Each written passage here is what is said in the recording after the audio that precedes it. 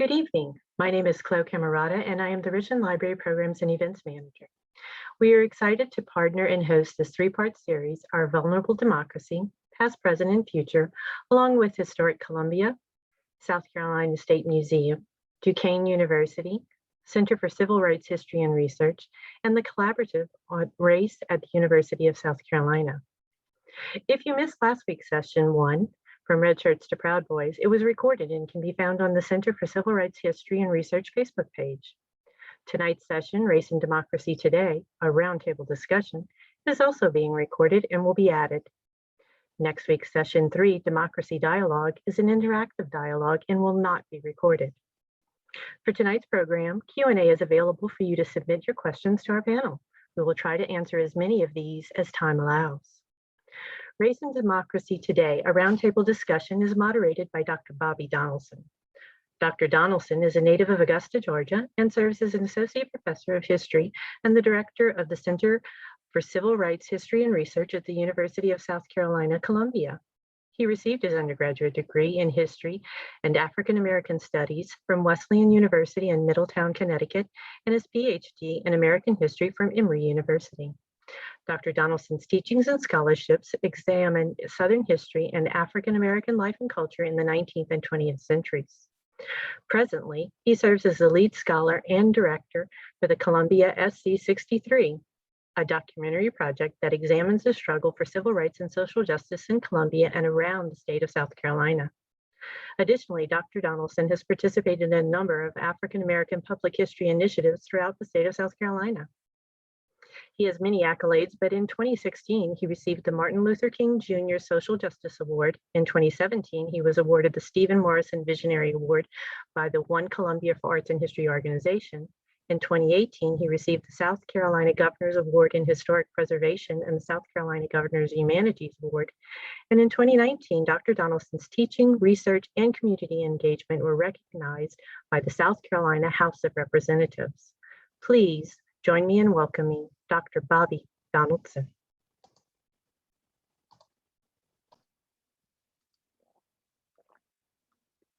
Thanks very much for the introduction, Chloe. Good evening, everyone. I'm honored to be with you tonight and excited to collaborate with our partners as we link history to the present.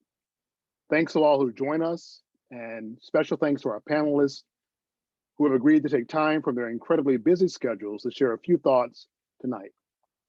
I am pleased to introduce each one of them. Dr. Adolphus Belk Jr.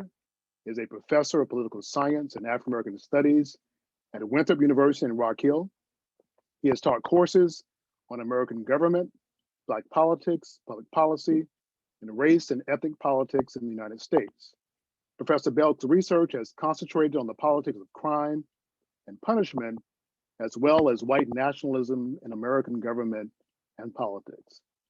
His research appears in a number of publications, including the Journal of Race and Policy, Souls, the Journal of the Center for Policy Analysis and Research, the National Review of Economic Politics. He has also collaborated with Dr. Scott Huffman on projects for the Center for Public Opinion and Policy Research, which conducts the widely respected Winthrop poll. Lastly, Dr. Belk and Dr. Lakita Bennett Bailey are the co-editors of the forthcoming book entitled For the Culture, Hip Hop, and the Fight for Social Justice. Our second panelist is Mercurius Byrd, who is from Blythewood, South Carolina. He is a graduate of the Washington Lee University with an undergraduate degree in biochemistry, and also a graduate of the University of South Carolina School of Law. During his time as a law student, he served as the president of the American Constitution Society and was recognized as a next generation leader. Mercurius started the Young Democrats of Richmond County. And in 2013, this chapter was recognized as a leading chapter in voter registration in the Southeast. He is currently working for the South Carolina Democratic Party as the organizing director for voter registration, and recently helped create a nonpartisan organization called Better Ballot, South Carolina promoting ranked choice voting, also known as instant runoff voting. Our third panelist is one of my former students, Jasmine Mcrae. She is the Vice President of Repeal the Heritage Act, a student and alumni-led initiative to repeal the law that protects Confederate monuments across South Carolina. Jasmine is also co-founder of Empower SC, which works to create a more equitable South Carolina through community organizing, collaborative partnerships, and systemic policy change. She graduated from the University of South Carolina with a bachelor's degree in history, and in just a few days, she received her master's in teaching degree from the university. Jasmine is committed to bettering South Carolina for all and has a passion for youth justice and education reform for the betterment of younger generations. We will begin tonight with a moderated conversation, but we are also very excited to hear from you. So please feel free to enter questions for our panelists using the Q&A box in the Zoom format. As Cole mentioned, this is part 2 of a series called Our Vulnerable Democracy. On June 6, 2021, many of us recall where we were as headline news and social media posts alerted us about a large protest that left the mall in Washington, D.C. and moved to the United States Capitol. It was described as a mob that stormed the Capitol, attempting to stop the certification of a democratic election, a clear example of the vulnerability of our democracy. Some called it an attempted coup.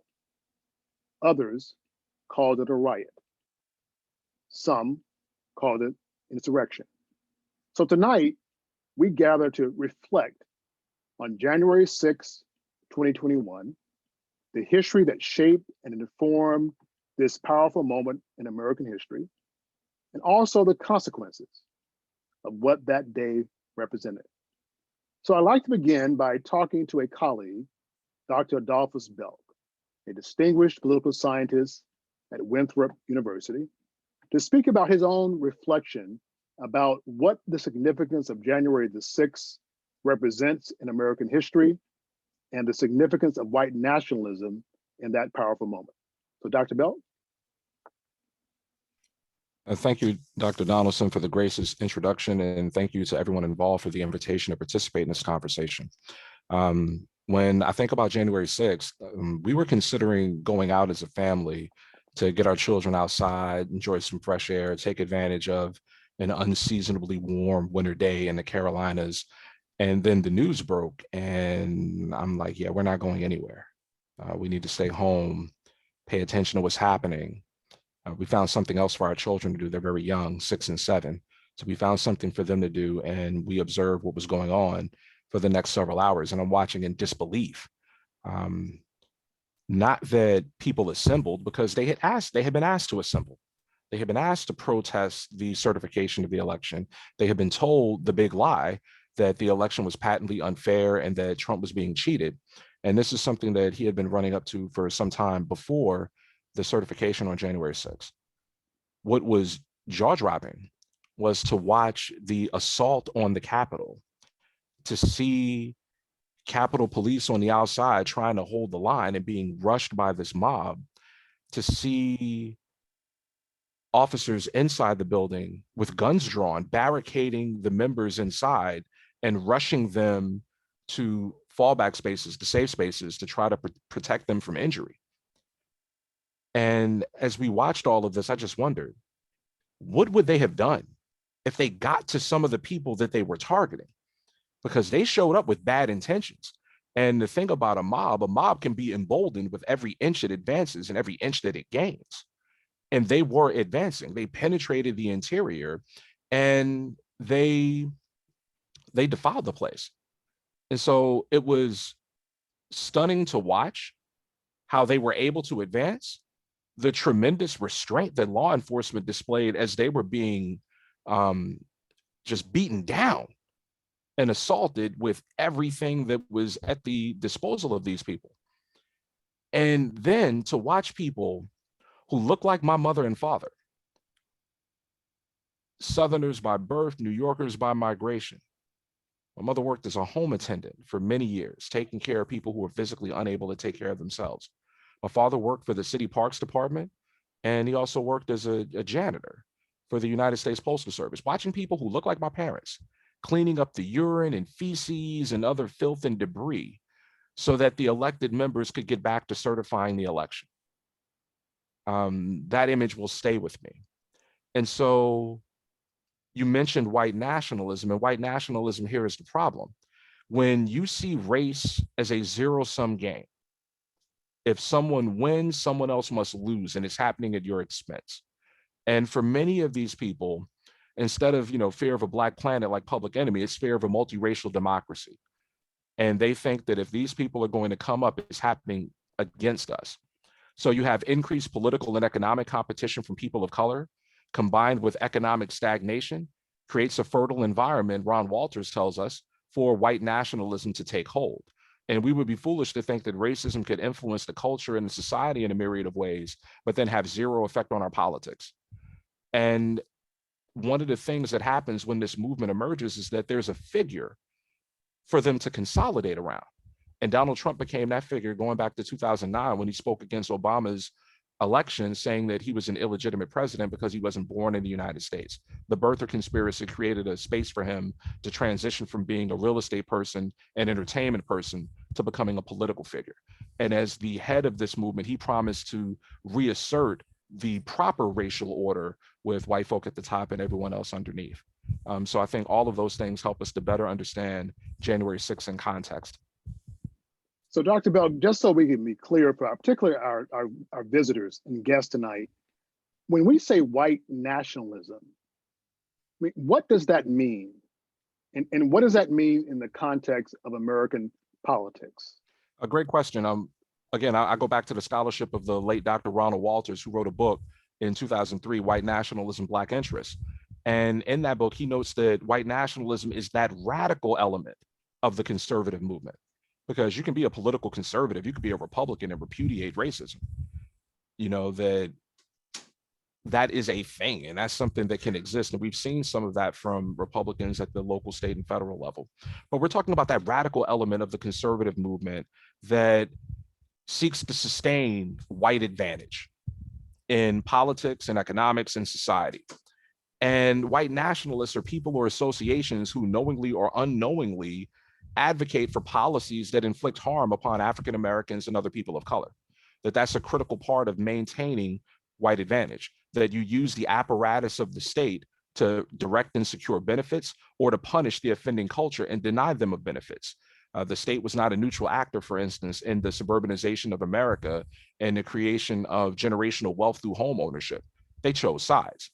And something like the Federal Housing Authority was used to direct money up to aspiring white homeowners, and only a small fraction of the money went to Black people, even though they were qualified. And so those are some examples that we can point to of white nationalists trying to assert control over the society through political institutions and economic institutions. White nationalists were the ones who beat back the Reconstruction during the 19th century, people like Benjamin Ryan Tillman, who undermined Black voter participation through violence and through policy.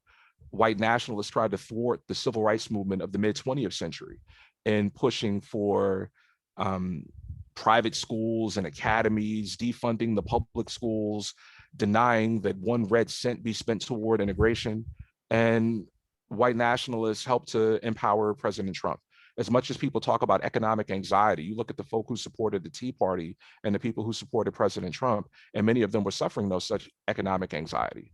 They were suffering from a different type of anxiety that might have been driven by the changing racial demographics of the nation. And that's not the kind of change that they can believe in. So, Mr. Byrd, if I may turn to you, I mean, you're very active with the South Carolina Democratic Party. In November, there was a celebration of a victory for the Democratic Party. And by January the 6th, there was a clear indication that there was a dispute, a debate about the legitimacy of that election and the claim that there was fraud. It was a stolen election. So as you think about the arc of time between early November of 2020 and January 6th of 2021, give our visitors, our viewers, a sort of sense of where you were in that arc of time and where you think we are now in terms of American politics. So during that arc of time between Biden winning the election in the insurrection, I myself was in a position of trying to reflect on the losses that we had here in South Carolina, and how we can better improve our access to voting, improve our strategies, improve our coalition building amongst our Democratic voters. I do believe that is something that we here in South Carolina, especially with the Democratic Party, haven't put enough time or emphasis on over these past few years, such as they have done like in Georgia, where they have spent like the past 10 years really building those coalitions and working. So during that time, that's what I was reflecting on, working on, strategizing. It's like, how can we make this something that's going to work in South Carolina, so South Carolina can be that next wave that turns blue here. And then during that time, I was at SCDP headquarters on January 6th, working with 2 other people who are working with groups trying to better coordinate, work on our voter registration programs across the state, not just with within the Democratic, but the organizations that are out there that are popping up now, like the Rural Registration Voter Registration Project, the 46 Hope Road Voter Registration Project, Amplify Action Voter Registration Project, all of these different groups that are popping up that realize that we need to be actively working year around to get the types of results that we need in Georgia, or from like happened in Georgia here in South Carolina. And during this time where we're watching people just call out the lie that the election was stolen, it's, for me, it was just seeing that people don't believe people of color actually should be participating in elections, or they don't believe that it's actually possible that people of color want to participate in elections. Because we look at the states that were being contested, a lot of them were places where people of color turned out to vote more so than they have in the past. And that was something that for me, I guess really hits home, that if we go back to like the Constitution and how people of color were first even like considered in it, we weren't even fully like represented as a person. And this kind of big lie, this thought about the election being stolen, it's because it's coming from people who still have that mentality that there are people's worth is less than their own. And so when we're looking at this insurrectionist group, that it was a riot, insurrection, all of that, coup, all of that, there were all of the above actions.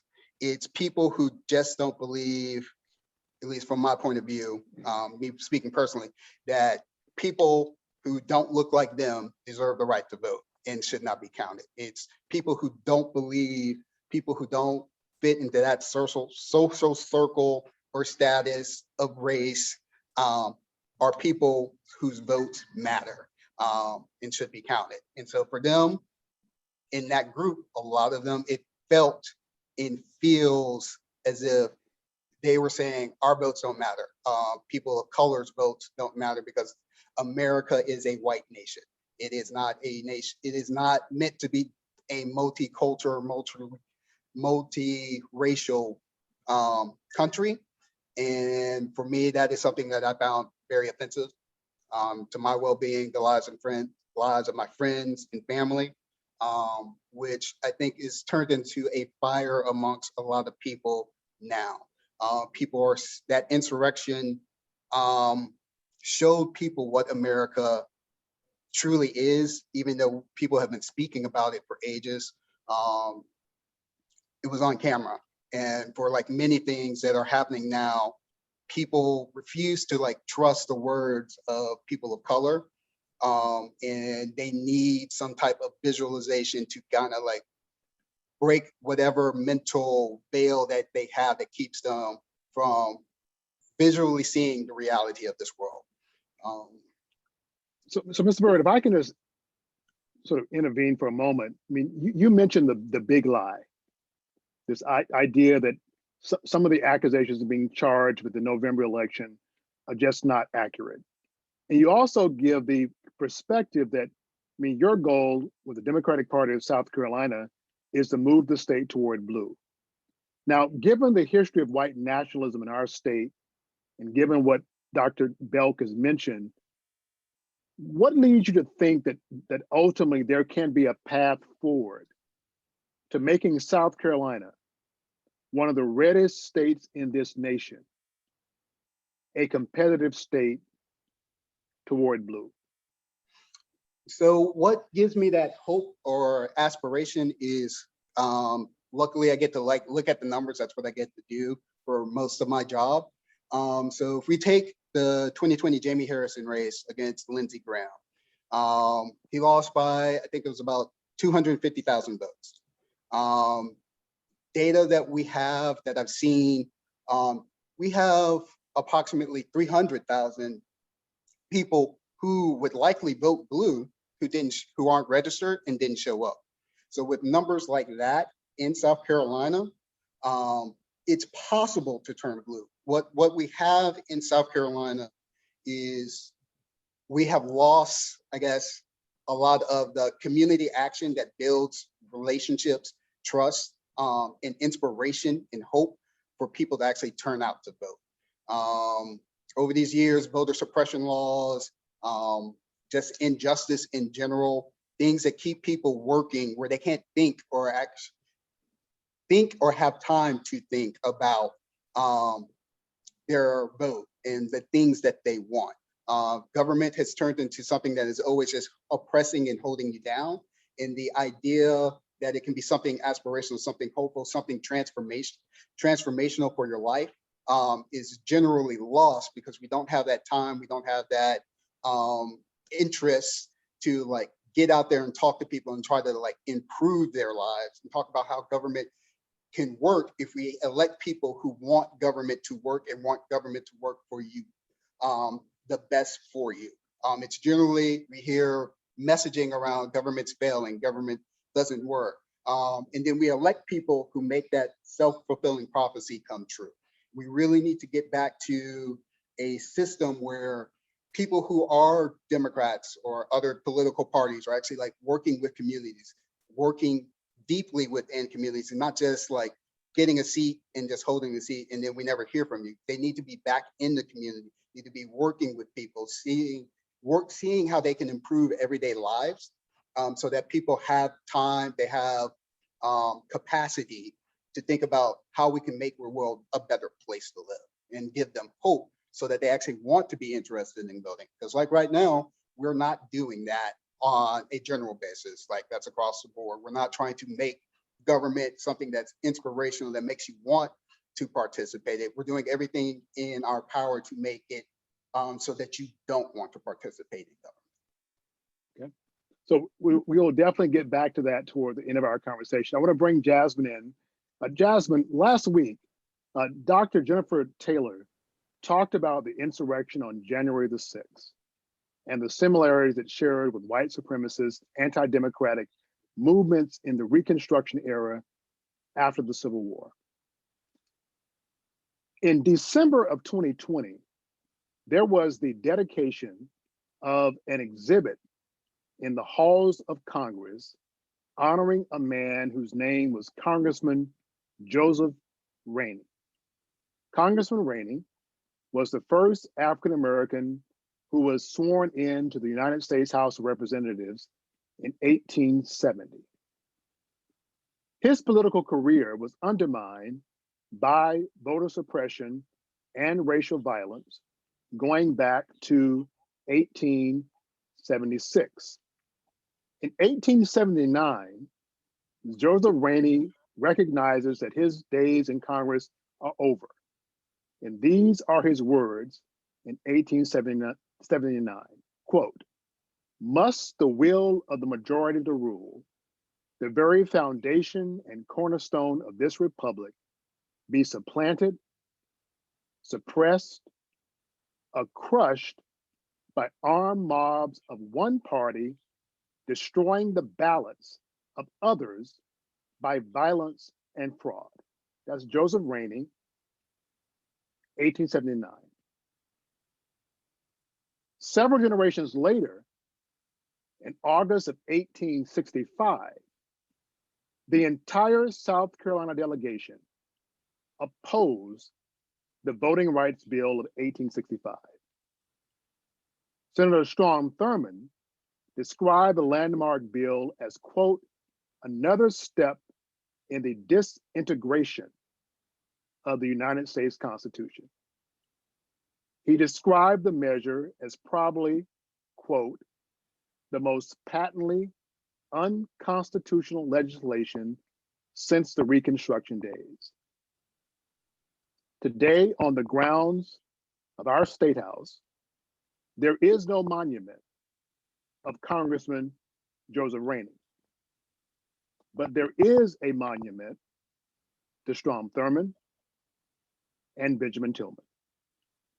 So Jasmine, as we talk about the connection between history and our current struggle, will you tell us a little about the Repeal of the Heritage Act's goals and why you've invested so much time and energy in this movement?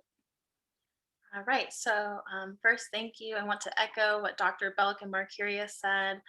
Thank you so much for the opportunity to be amongst such great, incredible South Carolinians and have a critical conversation about our democracy and how it exists now.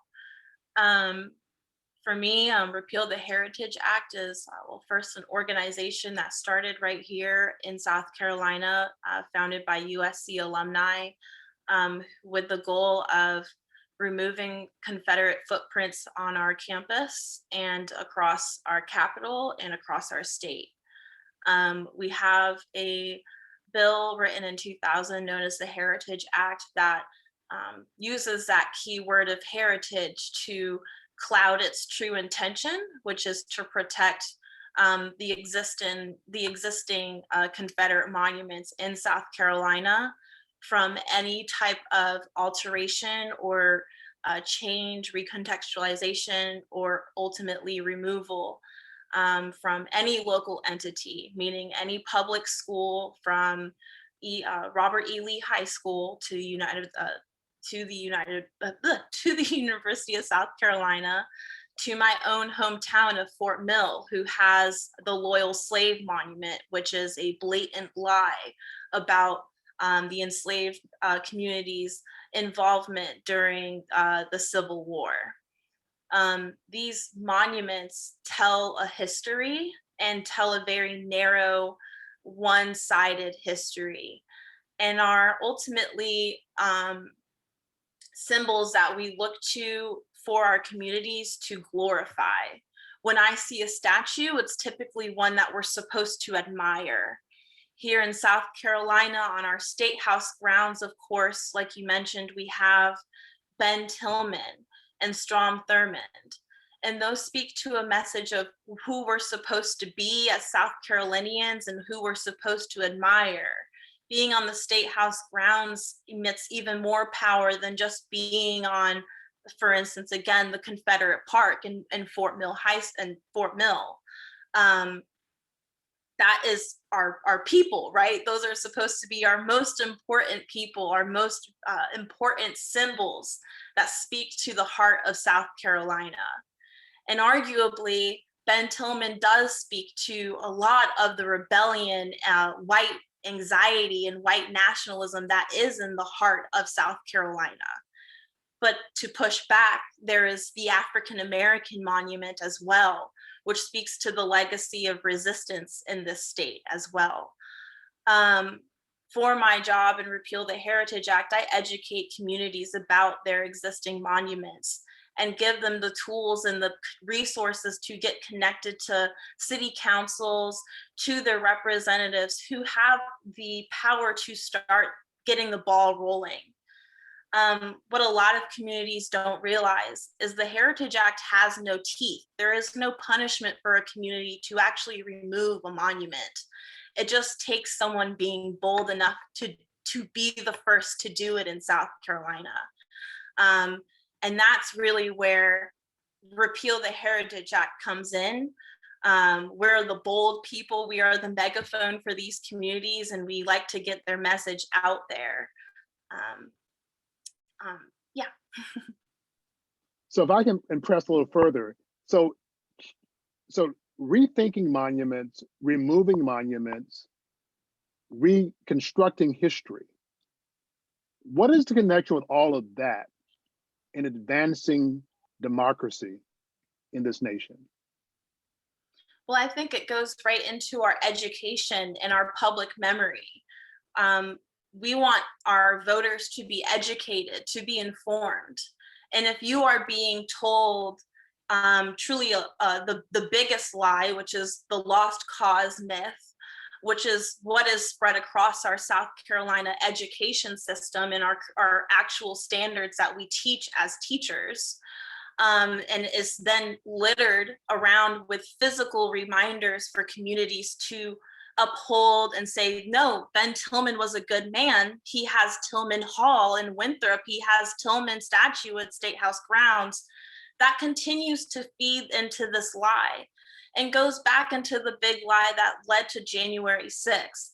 It's a line that we can actually just trace. If we just look and see, we have the same racial anxiety and the same resistance that's continuously met with political punishment.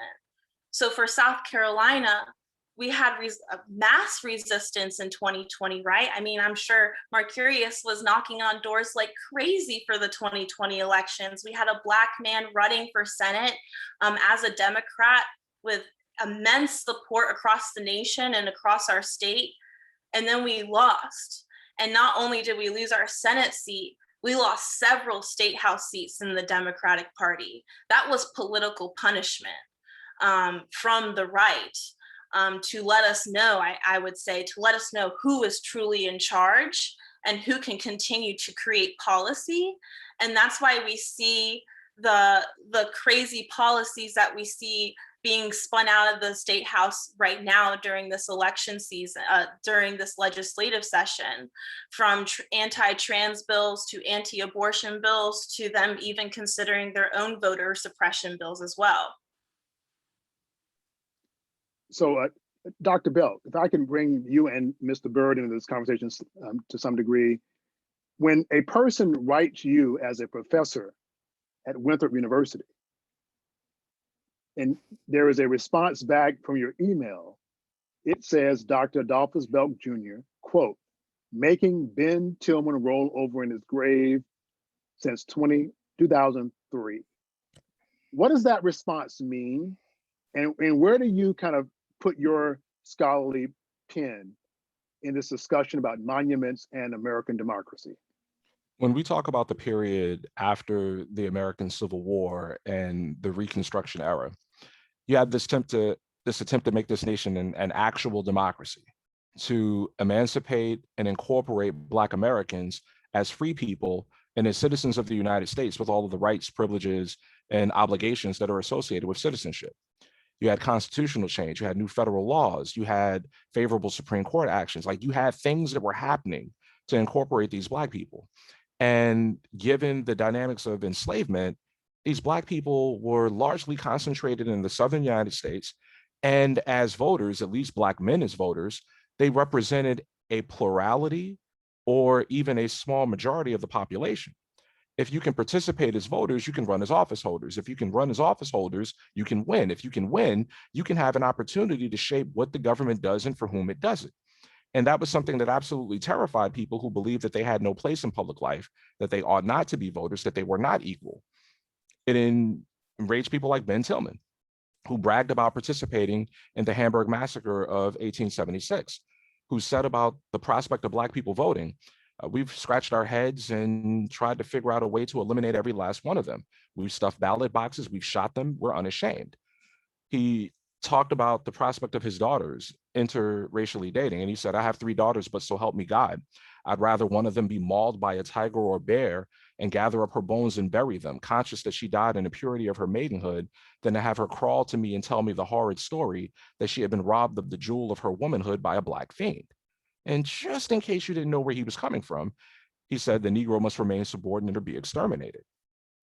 And so when I think about some of the institutions that we now occupy as citizens of South Carolina, as residents of South Carolina, places like the University of South Carolina, Winthrop University, Clemson University, so on and so forth, these institutions were not created with people like me in mind. But we're here now, and we have an opportunity to influence them, to shape them, to mold them, and to make them better spaces to serve all of the people who depend on them, right? And that's kind of the point, that we can continue to push these institutions, push the society to be a better place for all of the people who are here, not just a few, not just the affluent. And that can be disruptive work when you start talking about dismantling interlocking systems of oppression. And people who benefit from those systems are not going to willingly concede that power. That lesson came from Frederick Douglass long ago, that power concedes nothing without a demand. And if we think about election 2020, you saw places where voters were energized, they were organized, they were engaged, and they seized power.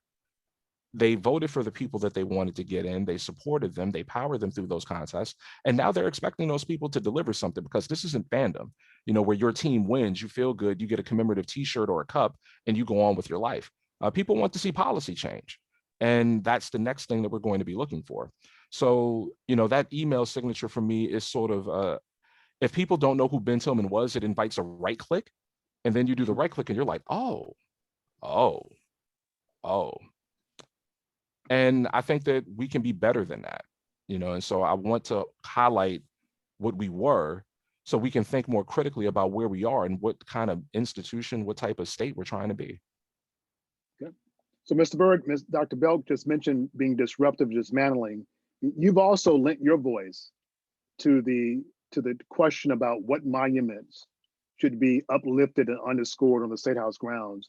So from your perspective, this whole debate about monuments and the history of South Carolina, from your perspective, what is the connection between this push to revise and reconstruct history and to advancing and protecting American democracy?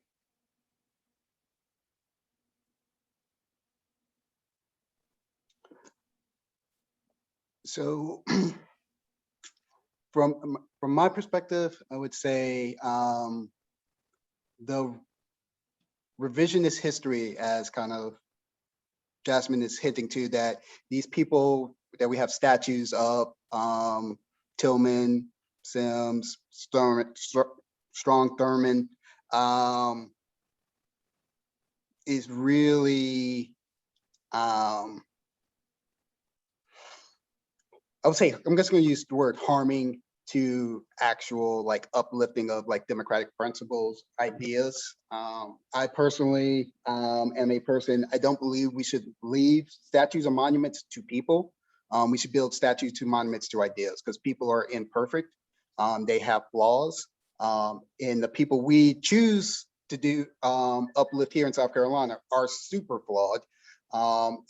But there are ideas and aspirations that we can live up to. Like the African American monument isn't a person, it's a group, it's an aspiration of like a history. We should do more statues that tell stories that inspire people, that give hope, that aren't tainted by actual historical truths that people want to cover up.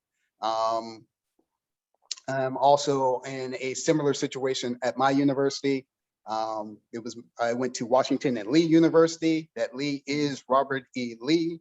I went to the school where he went after the Civil War, and so that's where we got our school's name from. So he's buried on our campus, and we're trying to get that name changed. To change the name of Washington and Lee to something that is living up to the legacy of what the American dream, what the American struggle should be about, and not influenced or tainted by basically white nationalism, white supremacy, and disruption of true democracy. Democracy includes everybody, and we need statues and representation that includes everybody in what we're in our, I guess, our American society, our democracy. And statues that we have up on the State House just don't do that. And I get that some people want to do that, as people are talking about in the chat, the heritage not hate slogan. But the heritage not hate is just the side that I would say won the war, but I will say won the PR war, because they didn't win the actual battle, but they did win the PR strategy war of making this into something that it wasn't. And it was about hate. It was not about your heritage. It was about people not wanting to lose their power over other people. Okay. So I want to encourage everyone to sort of feel free to add their Q&A to our conversation. This time is moving quickly. I want to kind of move now, as was mentioned in the introduction by Chloe. I'm a native of Augusta, Georgia. And not surprisingly, and given tonight's conversation, Georgia is on my mind.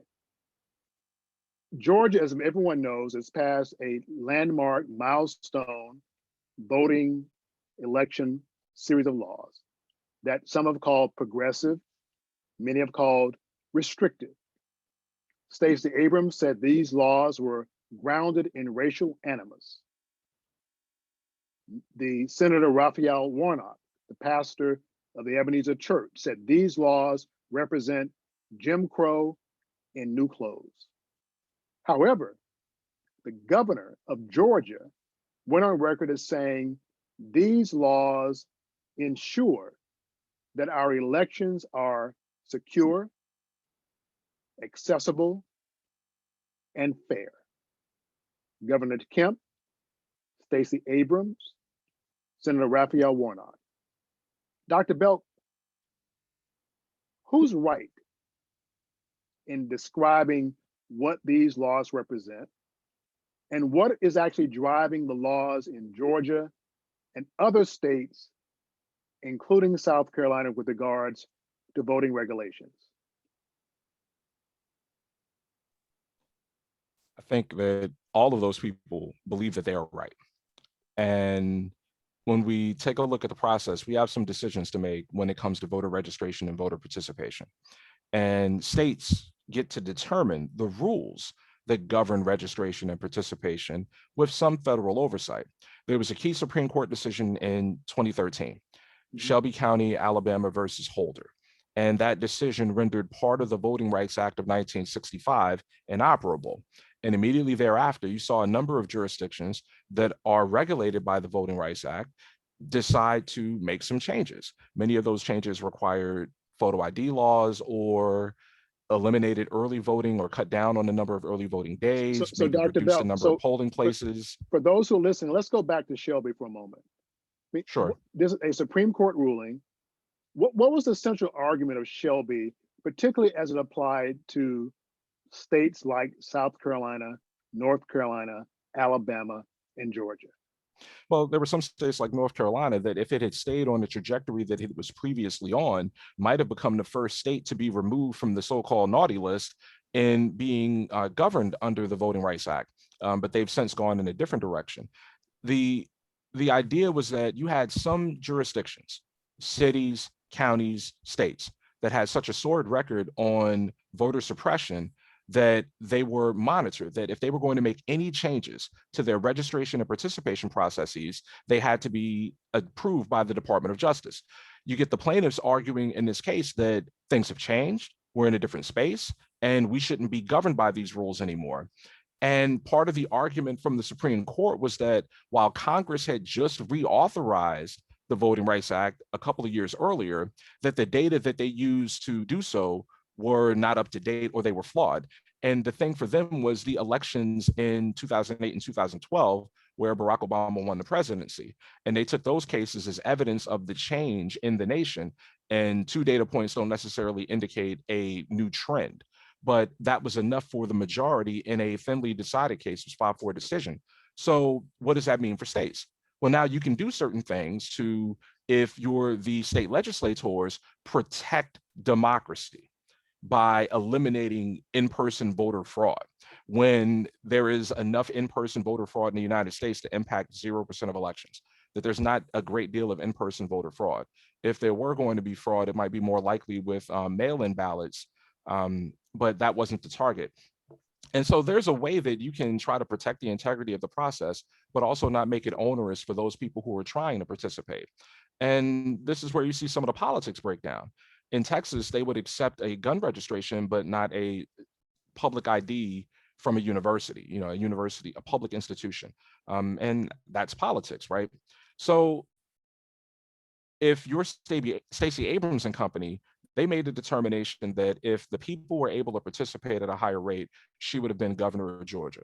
So they focused on getting people registered and engaged. You have people on the other side looking forward to 2022. They believe that the election was stolen from President Trump, that people committed voter fraud in places like Georgia, Michigan, and other places that Trump was able to win in 2016 that he lost in 2020. And so this is the remedy. We're going to shore up the process by making it more difficult for these scammers to disrupt the process. So they both think they're right. The consequences, though, are going to be, I think, more severe for those constituencies that might lean Democratic.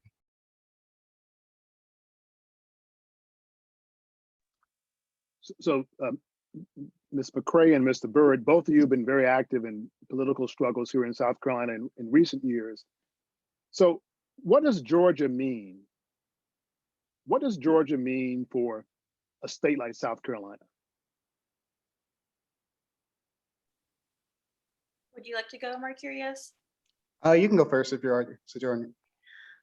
For me, it means believing in young people. Honestly, we saw the power of youth and youth organizing in Georgia, and what it really means to have that energy around you to push not only the success of turning Georgia blue for the president, but to also then have Reverend Warnock and John Ossoff as your two new senators in Georgia.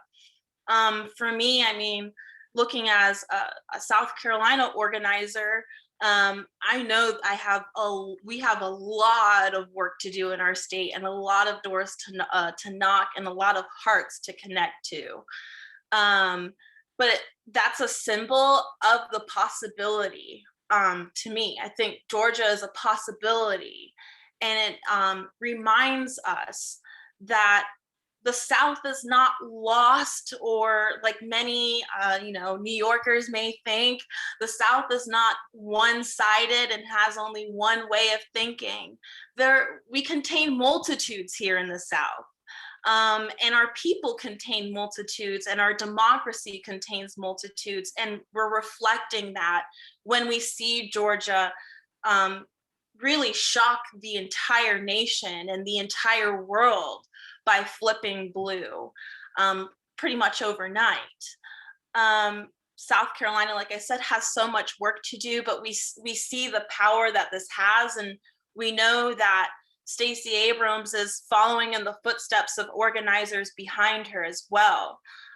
This is an intergenerational struggle, and it's going to continue after Marcurius and I are long and old and tired of walking and marching as well. It's going to continue with our grandchildren and our great-grandchildren to really see the outcome that we want, and see a South Carolina and a United States that is fit for our children and for all of our children.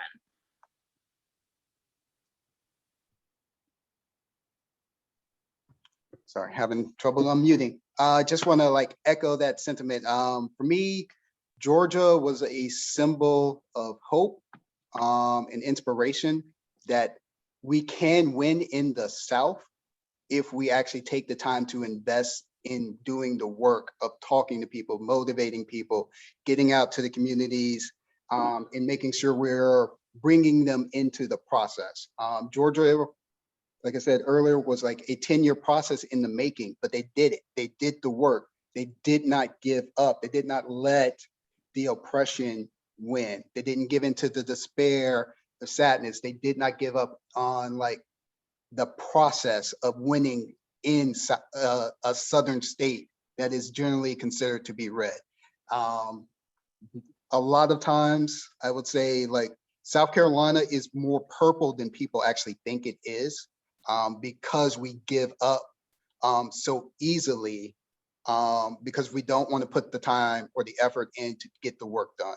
And what Georgia has done has opened up a lot of people's eyes that it can be done. Just looking at those elections and people's responses online, their hunger to get involved now in the political process, it's all growing because they saw that hope. They saw that we can actually win. And so as if we take that fire, that energy and motivation and organize, work together, do more collaboration and like focus our efforts, that blue flip that they had in Georgia can happen here in South Carolina. We just have to like work together. We have to be more communicative with people that we usually don't communicate with. And we have to be willing to listen to different ideas, different ways of doing things so that we can take risks to bring people into the political process. There's one thing that like I've seen that's happened through my time working during elections is a lot of the times we have people who are currently involved doing things that are turning away people who would not normally be involved that we need to be bringing in.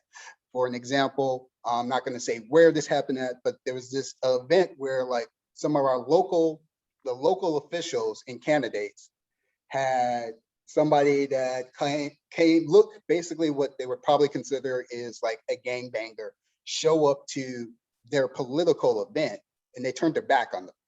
And that's something that has been going on here in South Carolina for as long as I've been alive, that I've seen, where we have this kind of like elitism about who should be participating in the democratic process.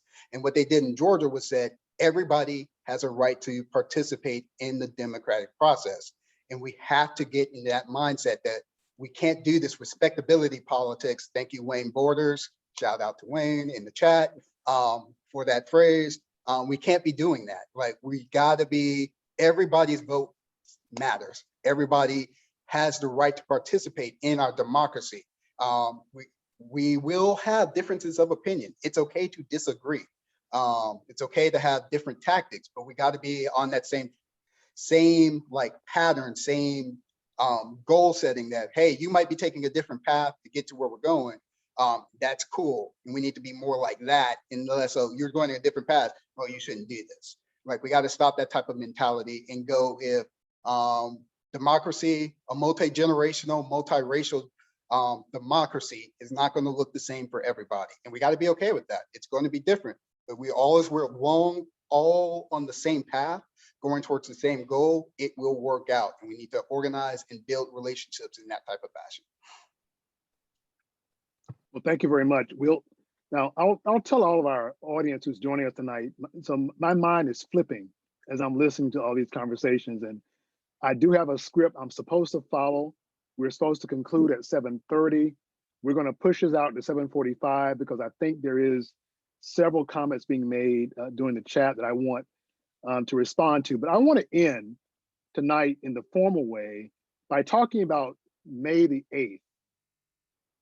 On May the 8th of this year, Jazmyne, who's joining us, will receive her master's degree from the University of South Carolina in a Master of Teaching. But I want to go back 55 years earlier for just a moment. On May the 8th of 1966, the Reverend Dr. Martin Luther King Jr. makes a visit to King Street, South Carolina. And when he goes there, he delivers a famous speech called March on the Ballot Boxes. And in that speech, Dr. King emphasizes voter education, voter registration, and voter turnout in the small rural community in South Carolina. But then 1 year later, Dr. King writes his last major publication called Where Do We Go From Here? Community or Chaos?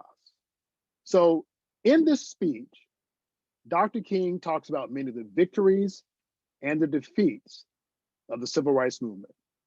He talks about the ambiguities of history. But these are his words in 1967. Many of the ugly pages of American history have been obscured and forgotten. A society is always eager to cover misdeeds with a cloak of forgetfulness. But no society can fully repress an ugly past when the ravages persist in the present. America owes a debt of justice, which has only begun to pay. If it loses the will to finish or slackens in its determination, history will recall its crimes, and the country that would be great will lack the most indispensable element of greatness. And that element is justice. So as we conclude tonight and move toward the Q&A from our audience, I just want each of our panelists to think on that note and to ask just a challenging question. In light of where things have happened in Georgia and where things are moving in a place like South Carolina, where exactly do we go from here? Community or chaos? To my colleague, Dr. Belk, we'll begin with you. I think that for me, the answer is clear. I would prefer community over chaos. We've seen what chaos could look like, and people were threatened. Someone made a comment in the chat like, well, you're talking about the insurrection of January 6th, but you haven't said anything about what was happening in American cities. If we're going to stick with King, King talked about his riots is the language of the oppressed. And following the murder of George Floyd, there were demonstrations in all 50 states, at least 1,700 demonstrations immediately thereafter in all 50 states and in cities around the world. And you have to ask yourself, well, if something happened in Minneapolis, Minnesota, why are people demonstrating in all 50 states and around the world? Because it's a national problem. King talked about the scourge of police brutality in Letter from Birmingham Jail. And here we are 50, 60 years later, and we're still confronting some of the same problems that are in the way of the beloved community. The triple evils of poverty, racism, and militarism, domestically and internationally. So we know the difficulties that can be caused by those things, right? They snuff out opportunity and hope. They undermine our ability to live up to the things that we say we are as Americans with this commitment to freedom, justice, equality, and peace. So the obvious choice would be community, and not just for myself, but for the sake of my children. As a father with young children, right? I want them to inherit a better community, a stronger community, a better country. But I also know that they're only going to inherit that if all of us now work for it. So it's something that we have to work for. And for King, the beloved community was an attainable objective. It wasn't just an unattainable or a high in the sky dream. It was something that we could achieve through hard work and stick-to-itiveness. So I hope as a society, we choose community. Mr. Byrd? I also am hoping that community is that choice. That's what I'm working for, is to building a better community amongst everybody. And I would say also maybe changing how we think about the term community, because I personally usually use it as kind of like a singular, and when I should be really using it as a plural, because I'm part of multiple communities, multiple groups that should be overlapping and working together. And it's bringing that collective mentality that we can work for the greater good if we're all in this together and continue working. Because we've seen what the other option is on January 6th and all the events that were leading up to that. And if you aren't paying attention to politics on the other side of the Democratic Party that's still going. They haven't disappeared. They might be quiet, but they're doing the same thing we're trying to do, which is organize. And so if we're not better organized than they are, then chaos will ensue. So our communities have to come together and organize and work together, become one giant community of multiple communities working together, because the other side is definitely still working their agenda that they've been working for the past however many 100 years. And people like us are just now getting into the game where we can have that right to democracy. Well, as a closer right to democracy, because we're still trying to work to get all this voter suppression stuff done. But yeah, community. So before we turn to our general audience, Jasmine, as a former student, I'll let you have the last word for this component. So Mr. Byrd just talked about the bogus efforts here. And I want to pause and acknowledge there is a real debate here.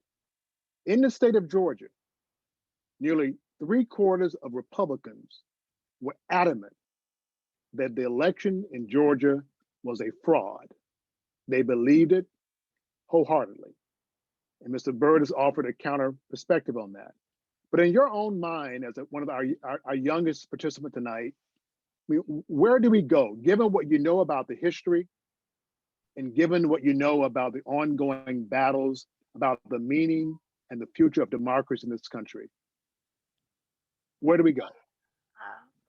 Well, I first have to remember, and I think we all need to remember that 3/4 of Republicans are part of our community, right? Like, whether we accept them or not, they are our neighbors, they are our work colleagues, they are our doctors, they are we meet them every day, we encounter them every day, and they are part of our community.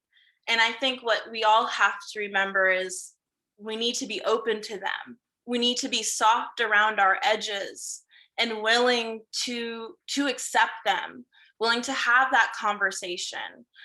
Do I say that is your burden and you need to make that your job? No. But when you see someone who is wandering off the path, we know, we can detect when people start to fall into these ideas of conspiracy. It's our job to veer them back, especially as political organizers. We know that these are our community members that we need to find connections with. A lot of those people who voted for Trump have the same ideas and have the same burdens that we do. Their solutions are misplaced. Their ideas are misguided.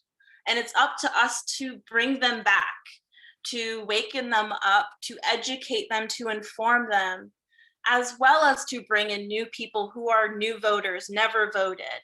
We need to engage with all these branches of our community and remember they are part of our big family. They are part of us, especially in South Carolina.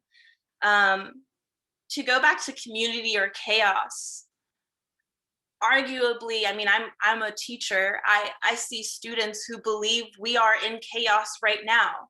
They wake up and they believe this is a chaotic country and that this is the norm. So how do I find community within that chaos? I would ask that that's what we need to be seeking.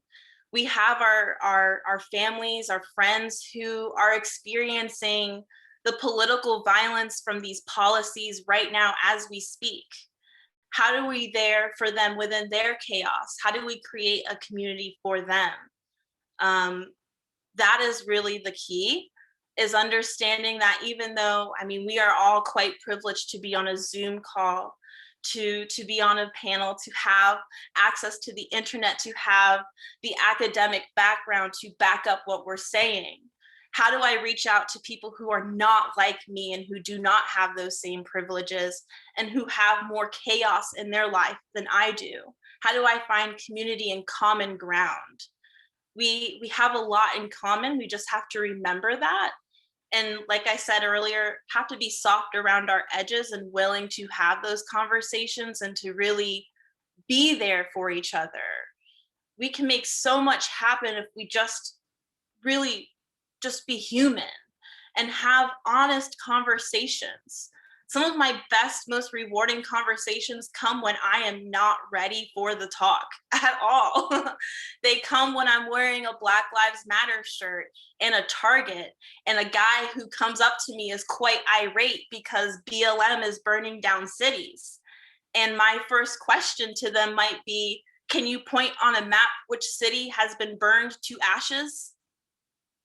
None of them, right? Like there is no city burned to ashes. This is a fake idea that has been spread around that continues to feed.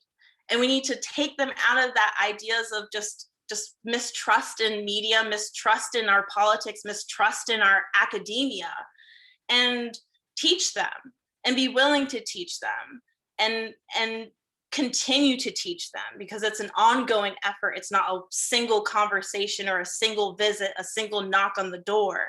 It's an ongoing effort to be in community with each other. Thanks very much, Jasmine. So there's a lot to unpack and to navigate through during this course of this conversation. I want to turn to my colleague, Jennifer Melton from the Center for Civil Rights History and Research, there's a lot of discussion, there's a lot of Q&A. We don't have all the time in the world to delve into it now. We do have a third session next week. So Jennifer, what's the best way to begin with some of the commentary and questions tonight? We do have a lot of questions, and if you have more questions, please feel free to submit them. I'm going to start with this one, especially since we have educators on the panel. Recent legislation in South Carolina and other states suggests that there are going to be some significant battles over the history curriculum. What would you emphasize in classrooms to produce a better democracy? Oh, Dr. Belk, you go first. It's interesting because I think that you might be better suited to address the question initially, because higher ed isn't necessarily the target here, though certain aspects of like the Heritage Act, the new act that just passed, do apply to higher ed. This is really a K through 12 conversation, but I'll say quickly, James Baldwin in the Talk to Teachers displayed how critical education is to a rising generation. And if you're going to do some truth telling about America, the good, the bad, and the ugly, that's going to be really tough for those people who are committed to the hagiography or worshipful biography. So this country most people in this country are not required to learn anything about people of color. And even something like the freedom movement of the 1960s, which is relative history, is not required learning across the states. So there are opportunities here to learn about, e pluribus unum, out of many one, the stories and the journeys that people have taken to become Americans, to get to citizenship, and how fraught or treacherous that journey has been for some communities that are a part of this. You can't understand what happened in Atlanta if you don't understand Asian American history and what happened with different Asian American ethnic groups and Pacific Islander groups. So there are some real opportunities here to educate people about the many people who are Americans. Right, and wait, am I? Okay, I am unmuted. Okay. We have I believe the 1776 Commission, which arguably was a white supremacy manifesto that just spewed out a very dominant, white dominant history for students to adhere to and for teachers to teach. For me, I said, wow, this is quite bogus, and I will never see this again. Well, lo and behold, our state house, with our new, even redder state legislators, have decided that this is important and critical to our education in K through 12. I'm teaching the 1776 Commission. Our standards teach the 1776 Commission, and they don't even realize it because half of them are not teachers, and half of them have not read the standards, looked at the standards, or written the standards. And they don't care about the standards. They want to have a place where they can beat their political drum. And education is always a battleground politically, always is, always has been. For me, it's all about countering that master narrative. What do I as a teacher have to do to make this an inclusive curriculum? If I'm stuck with these state standards, that's fine. What can I shove into there and make my own to make sure my students hear the Native history, the African-American history, the Asian history, that truly is all the threads of an American history class.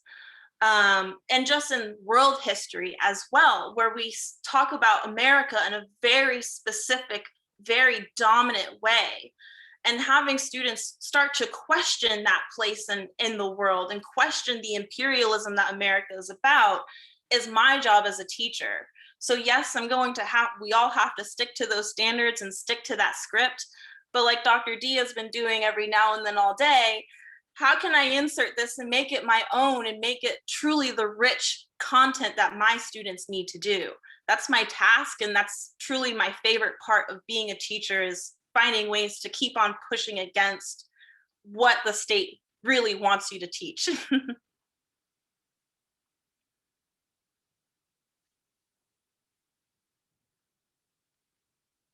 You're muted.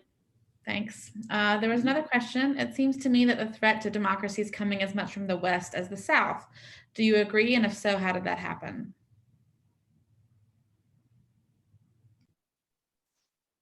I don't quite understand the question, but it's one of those things that kind of makes me think about what Malcolm X used to say about the South, that the South started at the Canadian border, that many of the issues that we're discussing are not unique to a particular region of this country.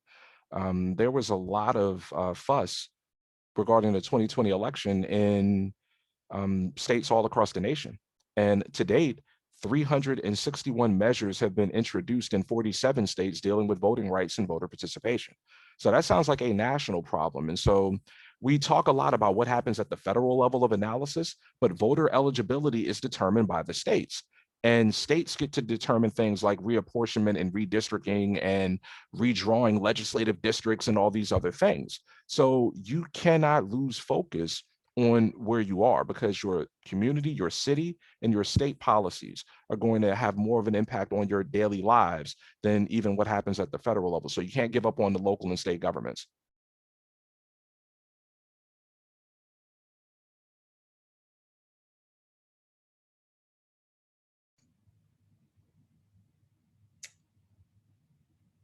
Okay, this is a question. Columbia, South Carolina was called out in Charles Blow's latest book called The Devil You Know. Mr. Blow is calling for African Americans that moved away during the Great Migration last century to return to the South, and for them to move to particular Southern cities as a way to build a new political bloc. I think, what do you think of this idea?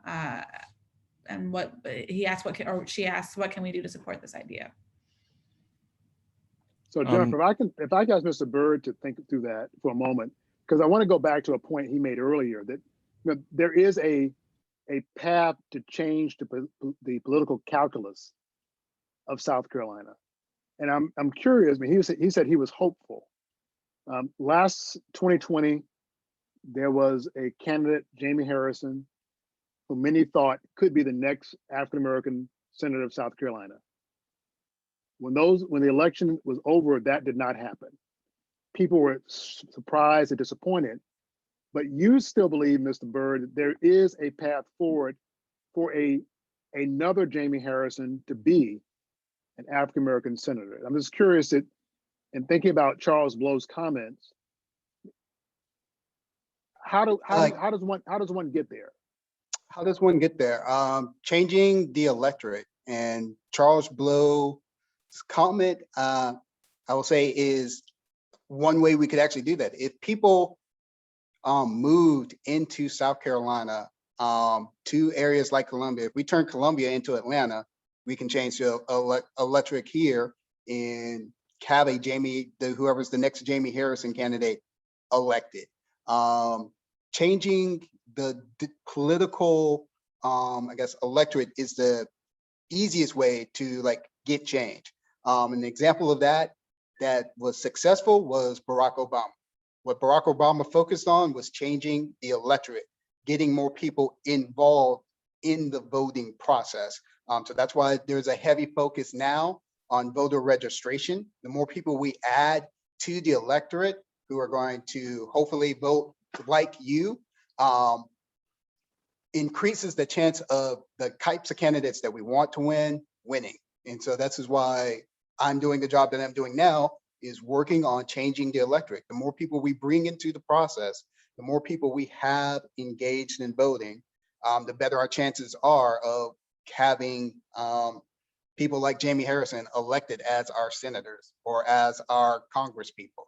And so even after we go through, my mind is blanking on the redistricting, there we go, process. If we don't pass like HR1, where we're getting neutral redistricting boards to draw these lines fairly, changing the electorate by moving populations can do that. We can change our chances by just moving to one area. If everybody in Columbia suddenly decided to move to Lexington, Lexington goes from being a red state, a red county, to a blue county. And it is that simple with our logic. So I would also add, we need to give people something to believe in. yes. Because, I mean, admittedly, when I was young, I was registered, but I didn't have a care in the world. And you may not like me for saying this. I did not care about James Smith running for governor. I didn't believe in him. I didn't think he could win. It's like, this is not a governor's platform that I believe in. That I haven't seen him. Why should I then go out and, spend a few hours in line to go vote for him? We need candidates who are believable, who are people, and who connect. South Carolinians love a human connection, not a political connection. They love someone who's human. And I think what might have lost some people is the politicalness of a candidate like Jamie Harrison. He was still someone who was believing, like we could believe in. But unfortunately, still, I knew Democrats and young people who did not care, who did not have a connection. They didn't believe in the policies that he was pushing for. So how do we maybe find candidates who speak to those young people, especially, who are our base and who are the future of South Carolina? I'm all for people moving here, but I want young people to stay. We have a problem with young people leaving our state because they don't believe in in the possibility of change. How do we give them a governor who can go against Henry McMaster in 2022 and be someone we believe in, and be someone that I go out and knock doors down saying, you need to vote for this person tomorrow? That is what you want, is not just people moving in here, because that may give us a lot of registered voters, but they'll still sit on their chair on November 4th if you don't give them something to actually work for. Oh, most definitely agree with everything that you just said. I also helped out during the coordinated campaign during the James Smith time. And the comments you just said are things I heard many times that we tried to communicate to people. One of the things that I'm trying to do, at least in my job position now, is really get people to go out and actually talk to young people, talk to people that we don't normally talk to, and actually get what their concerns are, so we can actually put that in platforms, give that to candidates who decide that they want to run, or even better, have candidates come out of the community who have already been working on that stuff, rise up, and we can get behind them and support them as well. So that is 100% what I'm trying to work on and improve upon. As I'm doing my job, is doing more listening and asking, what is it that we should be doing as people who work for parties to better your lives, to get you engaged? Because we need to be talking about the things that want to get people involved in the political process, that get them hyped up. And we need to then actually act on doing it and do it. Don't just talk about doing it, or don't say, oh, we got to do it sometimes. A lot of times you have that power. You just got to use your political will to actually do the things people ask for. I want to thank everyone for staying with us tonight. We've gone longer than we anticipated. but I'm okay with that. And so Jennifer, if you can provide the closing question for us tonight to kind of round out our discussion. Yes, and I apologize to everybody whose question we didn't get to. We had a lot of questions. I'll remind you that we're here again next week for an interactive discussion. So we invite you to come back and ask your question then and talk on those issues then. But for a final question, I think Jazmyne, especially you were talking about, you know, work that would continue with your children and grandchildren and great-grandchildren. So this person is asking the panel, is the idea of America really worth battles in every generation?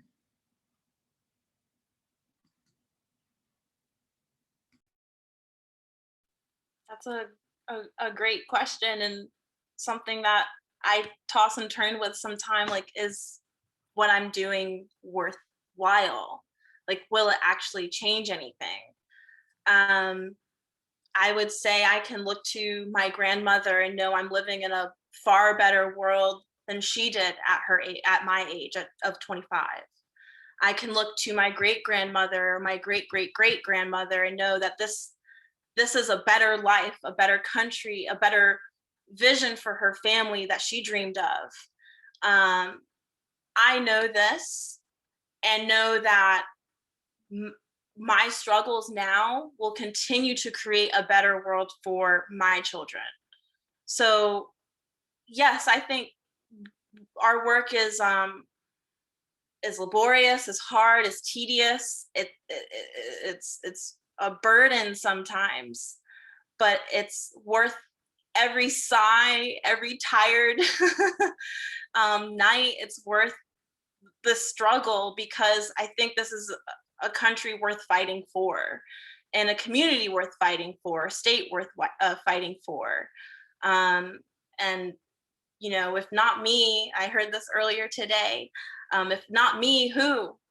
You know, we have many people who have given up, and that's okay.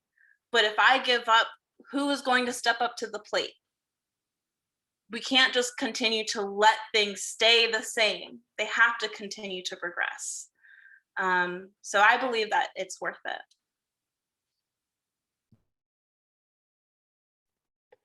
I too believe it's worth it. I believe it's worth it for a lot of the same reasons Jasmine just said, but also, I guess, a bit of selfishness on my behalf. It's worth it because I want it to be worth it, and I'm going to make it worth it. And that's kind of like my mentality that I have, that I am doing this because I want something to happen, and I am going to be super happy when it actually happens, because that's the type of person I am.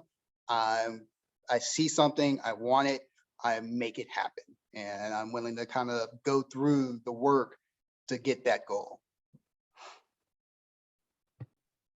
I think that Fannie Lou Hamer, Ella Baker, South Carolina's own Septima Clark, the Friendship Nine, Reverend Cecil Ivory, the ghosts of the Orangeburg Massacre would tell us that it's worth it.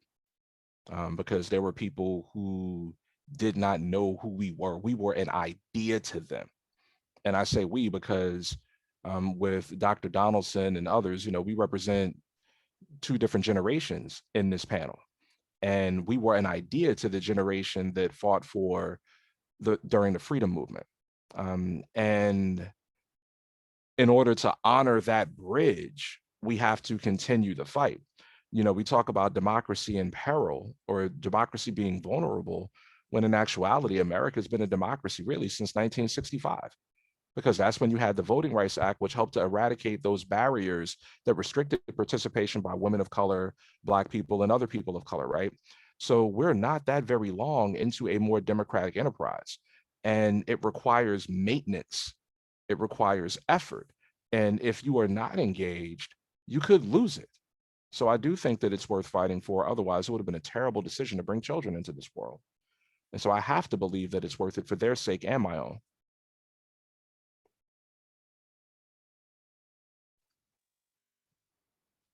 Well, I want to thank everyone tonight for being here. If you are in Columbia and you go to the corner of Main Street and Washington Street, you'll see a historical marker that was placed there several years ago by Columbia SC63. And it's a photograph taken from August the 10th of 1948. It's a photograph of African Americans voting for the first time since 1876 as Democrats. And it's a photograph that features a young woman named Miss Donella Brown Wilson. At the time the photograph is taken, she's 39 years old. I got to know Miss Wilson when she was 99 years old. She lived to be 108 years old. And one time she told me, she said, history means little unless you use it. And I want to thank our panelists tonight for using history. Someone mentioned that tonight is about truth telling. This is part 2 in a series entitled Our Vulnerable Democracy. And so I want to thank Dr. Adolphus Belk, Professor of Political Science and of African American Studies at Winthrop. I want to thank Mercurius Byrd, who is the Director of Voter Registration for the South Carolina Democratic Party. And I also want to thank Jasmine Mcrae, a former student who is Vice President of Repeal the Heritage Act and a co-founder of Empower SC, who on August the 8th will receive her master's in teaching in secondary education from the University of South Carolina. Tonight's program is co-sponsored by Duquesne University, Historic Columbia Richland Library, the South Carolina State Museum, and the South Carolina Collaborative on Race, and our Center for Civil Rights History and Research. I encourage you to look through our part 1 that was entitled From Red Shirts to Proud Boys with Dr. Jennifer Taylor. That link will be placed in our chat. And given all the conversations tonight in our Q&A and our chat, you should be present next week, same time, Monday, May the 10th, for part 3, Democracy Dialogues with Dr. Jennifer Gunter of the South Carolina Collaborative on Race and Cabrina Bass of the Midlands Mediation Center. They will be part of a conversation and an interactive discussion with participants on the meaning of democracy and the role each of us play in protecting it. You will see a link in the chat that will talk about next week's program. There's so much to unpack. There's so much to pursue. I want to thank all of you for being here tonight, especially our panelists, and we'll see you on next Monday. Thank you.